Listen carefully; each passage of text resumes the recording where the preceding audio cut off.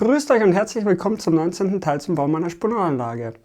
In diesem Teil mache ich mit meiner Heidelandschaft weiter. Ich wünsche euch viel Spaß beim Zusehen.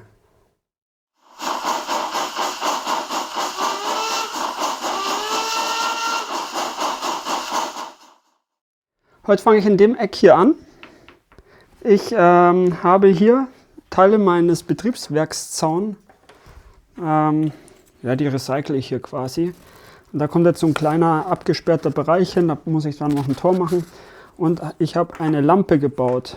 Dafür habe ich einfach ein Stück Stock genommen, habe hier oben ein bisschen ausgefeilt, habe die Lampe hingeklebt. Hier hinten hätte ich gern noch einen Schrumpfschlauch gehabt, einen kleinen schwarzen, aber hatte ich leider keinen mehr.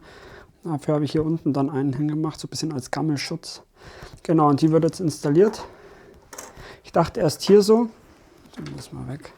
Ich dachte erst hier so, aber das ist mir zu nah an der anderen Lampe und vor allem, wenn ich das Gebäude raushebe, bekomme ich dann Probleme. Ich werde die hier so hermachen. Ihr seht es ja überhaupt gar nicht. Ich werde die hier so hinmachen und genau, das machen wir jetzt als erstes.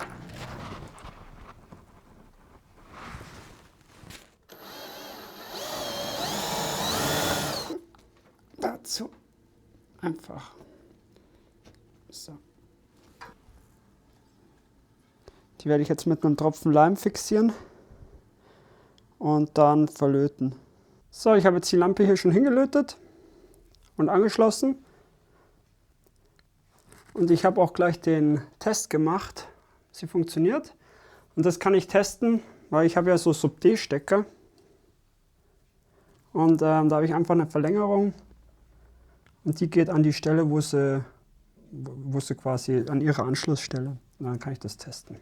Jetzt habe ich das Segment schon umgedreht. Und jetzt platziere ich den Zaun hier. Muss ich schauen, dass er gerade ist. Und ich darf nicht ganz ran, weil ich ein bisschen Spiel brauche für das Gebäude. Sonst ist das zu eng eingespannt. Gut, dann lasse ich es trocknen. Zwischenrein mache ich jetzt mein Dach. Da habe ich hier schon mal einen Test gemacht. Das ist jetzt die Rückseite von dem Dach, die quasi zum Üben. Weil hier habe ich schon so ein, zwei Batzahlen gemacht. Und da habe ich mit Window Color hier oben so eine dünne, ja, die normalerweise für Sekundenkleber ist, Spitze draufgeklebt. Und da hat mich in den Kommentaren einer draufgebracht und das fand ich eigentlich eine ganz coole Idee. Das ist wie dieses, ja, ich glaube, früher hat man da so Bitumen genommen zum Verkleben. Und da ist das ja immer so ein bisschen rausgelaufen und das gefällt mir ganz gut. Und dann nehme ich mir einfach mein Window Color und dann fahre ich hier unten, sieht man es? Ja. Fahre ich hier unten schön ab.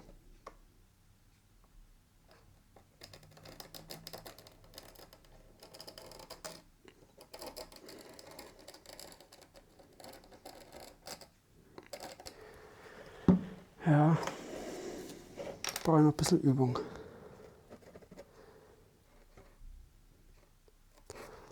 Ich habe schon gemerkt, wenn man den richtigen Winkel hat, dann ist das besser. Wenn es fertig ist, schaut es dann so aus. Ich finde das eigentlich eine ganz feine Sache. Gut, dann geht's weiter. So, dann machen wir mit der Heidelandschaft weiter. Und wie ihr seht ihr nichts mehr. Ich habe das alles wieder runter gemacht, weil ich in meinen Augen was Besseres gefunden habe. Und das werde ich jetzt aufbringen. Genau, da geht's jetzt los. Gut, dann fange ich mal an. Ich habe mir jetzt hier so Fetzen runtergeruppt. Und das mache ich jetzt hier in der gesamten Fläche. So schaut das Ganze jetzt nach der ersten Packung aus. Ich finde, das macht sich jetzt schon sehr gut. Man kommt da, das ist recht ergiebig. Und ursprünglich hatte ich das ja als Ergänzung gedacht zu dem, was ich eh schon hingemacht habe. Aber ich lege da jetzt mal eins daneben. Ich finde, das beißt sich halt total. Da fehlt jetzt hier natürlich bei dem ganzen Dealer noch das, hier so trockenes Gras und ein bisschen Grün noch dazwischen. Aber das ist schon bestellt, das wird zeitnah hoffentlich kommen. Und dann geht's weiter. Jetzt mache ich noch die zweite Packung. Zwischenrein schwinge ich jetzt mal den Lötkolben und baue mir aus Messingdraht für meine Stützmauer hier ein Geländer. Das kommt dann dahin. Habe ich mir so spontan überlegt. Jetzt zeige ich euch mal mein fertiges Geländer.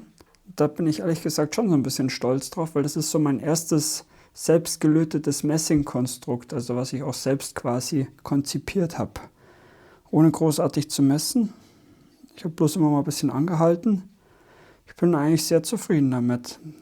Wenn mir das mal einer gesagt hätte, dass ich Messinglöten ganz geil finde, hätte ich gesagt, ach komm, so ein Blödsinn.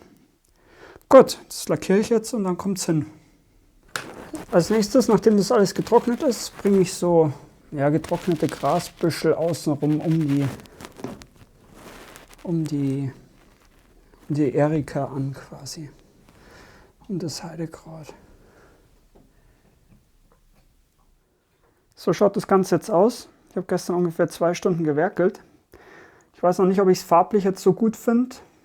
Ich kann mir vorstellen, dass ich vielleicht die hellen getrockneten Büschel nochmal mit einem Wash bearbeite. Ich habe ein bisschen unwirtschaftlich bestellt. Jetzt hoffe ich, dass mir mein Material reicht. Ich habe noch ein Stückchen hier hinten. Das ist recht ergiebig. Muss ich mal sehen. Gut, und danach machen wir mit dem Weiher weiter. So, jetzt habe ich das Ganze abgesaugt. Und jetzt wird es ernst. Ich habe eine Umfrage gemacht. Vielen Dank an alle, die da mitgemacht haben. Und das Ergebnis war unentschieden. Option 1 43% und Option 2 43%. Und da ich persönlich auch zwischen Option 1 und 2 geschwankt habe, habe ich meine Holde bemüht und die hat gesagt, ich soll das nicht verschlimmbessern und dass ich dazu neige, dass ich dann zu viel möchte. Also wenn ich das jetzt noch grün mache, dann könnte es auch zu viel grün sein und naja, auf jeden Fall ist es jetzt Option 1. Das heißt, ich mache jetzt eine Mischung Gießharz und dann geht's los. Dann schauen wir mal, was da rumkommt. Ich habe jetzt eine recht große Menge gemacht und da ich vermute, dass ich beim letzten Mal zu schlampig vermischt habe, habe ich das jetzt recht ordentlich durchgerührt. Aber ich fange jetzt erstmal mit recht wenig an und schau mal, wie sich das Ganze verhält. Ich gebe jetzt da mal ein halbes Becherchen rein.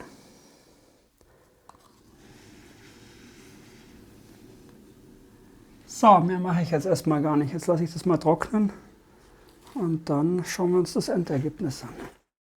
Das konnte jetzt über Nacht trocknen. So schaut es jetzt aus. Also es ist wesentlich klarer jetzt wieder. Bloß ist die Oberfläche so ein bisschen dellig und schlierig. Ich weiß nicht, ob man das in der Kamera sieht. Da muss ich mal ein bisschen ins Licht gehen. Vielleicht sieht man es dann. Also ich weiß nicht, woran es liegt. Anscheinend kann ich nicht umgehen mit Gießharz. Ich bin unfähig. Jetzt schaue ich halt mal, zur Not mache ich nochmal eine Schicht Ding drauf, einfach ein bisschen Mod Podge und dann wird es schon irgendwie. Irgendwie werde ich schon ein friedliches Ende mit dem Weiher finden. Aber so schaut es jetzt aus. Jetzt werde ich mich hier nochmal ein bisschen um meine Heide kümmern. Da muss ich nochmal ein bisschen farblich nachbessern, glaube ich. Mir ist das zu vertrocknet. Bevor ich jetzt meine Heidelandschaft noch ein bisschen bearbeite, klebe ich aber noch mein Geländer hierhin. Ich habe das jetzt schon farblich behandelt und ein bisschen gealtert. So schaut das Ganze aus. Man sieht es kaum. Ich finde es aber eigentlich trotzdem ganz cool. Das klebe ich jetzt noch mit Sekundenkleber hin. So, das Geländer habe ich jetzt schon hingeklebt. Und jetzt experimentiere ich gerade mit der Airbrush. Jetzt fürchte ich fast, dass mein Arm im Weg ist. Aber hier sieht man jetzt schon, da habe ich mit einem ganz dünnen Khaki nochmal drüber lackiert. Und hier ist es noch so, wie es war. Und mir gefällt das, wenn es so ein bisschen einen wärmeren Ton hat, wesentlich besser. Ich hatte erst Sorge, dass ich mit der Airbrush zu großflächig unterwegs bin. Aber dadurch, dass sich das Gras dann bewegt, wie Gras im Wind, kann man eigentlich die Stellen, die man mit Farbe einfärben will, ganz gut treffen. So, und da kann ich jetzt quasi unterschiedliche Schichten machen. Und dann komme ich da ganz gut hin. Dann ist das nicht so weiß. So schaut jetzt das vorläufige Endergebnis aus, also mit lackiertem,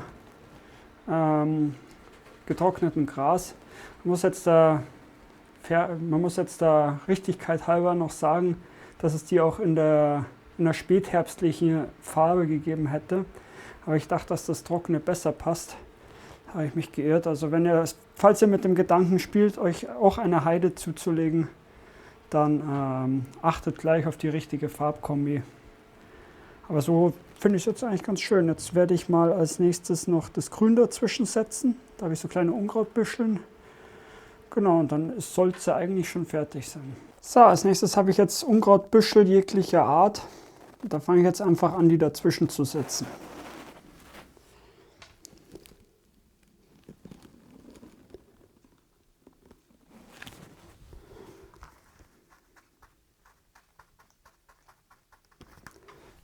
Jetzt bin ich soweit fertig. So gefällt es mir jetzt. So lasse ich es jetzt erstmal.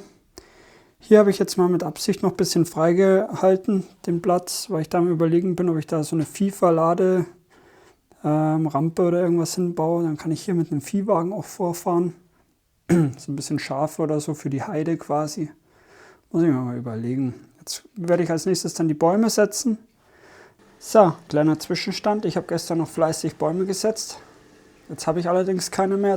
Ich habe eigentlich schon bestellt, aber ich warte noch auf die Bestellung quasi. So schaut es jetzt aus. Hier wollte ich noch ein paar Tiere so ein bisschen reinplatzieren. Ein Hirsch oder so. Das ist ja dann hier hinten quasi am Hintergrund. Genau, und jetzt mache ich hier noch ein bisschen Begrasung und Büscheln und auf der anderen Seite auch. Aber so schaut es jetzt aus. So, hier in meinem Lagerbereich ist jetzt ein Auto dazu gekommen. Ich habe noch mal ein bisschen die untere, also die ein bisschen eine zweite Farbe mit reingebracht, dass das ein bisschen ja, schöner ausschaut. Jetzt werde ich hier dann noch so ein bisschen mit einem schwarzen Wasch arbeiten, dass es so ein bisschen in das Gebäude übergeht, und dann brauche ich natürlich noch die Lagermaterialien. So, jetzt seht ihr hier schon, da liegen noch 2 Kiefern. Die werde ich jetzt hier noch platzieren. Dazu spanne ich euch jetzt wieder ein. So, die Löcher habe ich schon gebohrt. Jetzt nehme ich da recht viel Leim und pumpt es in das Loch, dass das quasi schön, klebt dann. Die brauchen schon eine gewisse Stabilität. Dann nehme ich mir eine Klemme und schaue, dass die Kiefer gerade steht. Und die zweite.